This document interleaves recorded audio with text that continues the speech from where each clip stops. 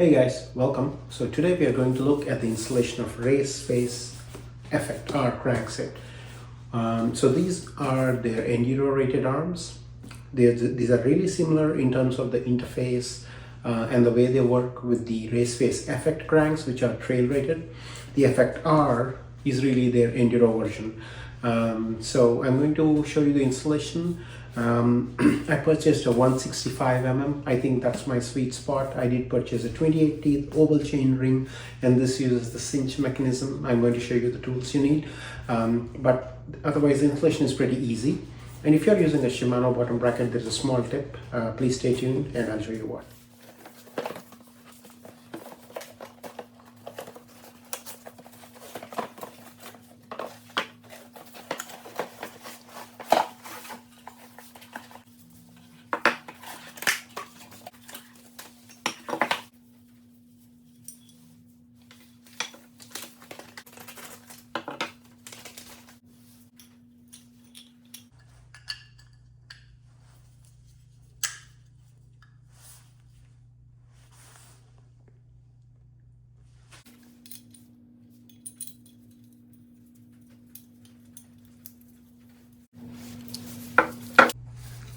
This is actually a bottom bracket tool that's been lying around for the square tapered, and that seemed to fit perfectly here.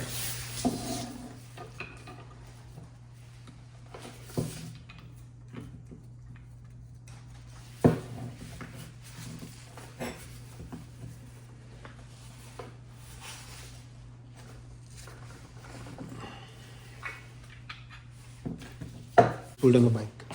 This and this is where your bearings in the bottom bracket interface. So these are the areas you want to grease. So put some grease in there and just rub it around. The center part is really not touching anything, so there is no need for grease here. It's really this part and this part is where the bearings interface. Now this is a 22.1mm. and your Shimano bottom bracket is a 22mm, so the interface is going to be really tight.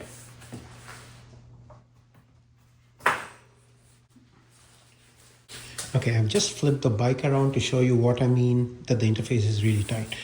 Okay, usually I would just take a rubber mallet, start to hit from this side until there is no gap, and then put the drive side and then start to thread.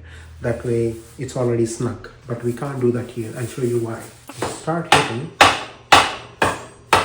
Do you notice? This is the washer of your bottom bracket.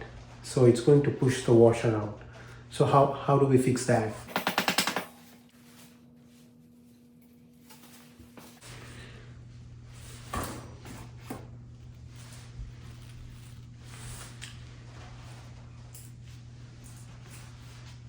So push it just enough such that the end of the spindle that engages with the drive side is protruding out.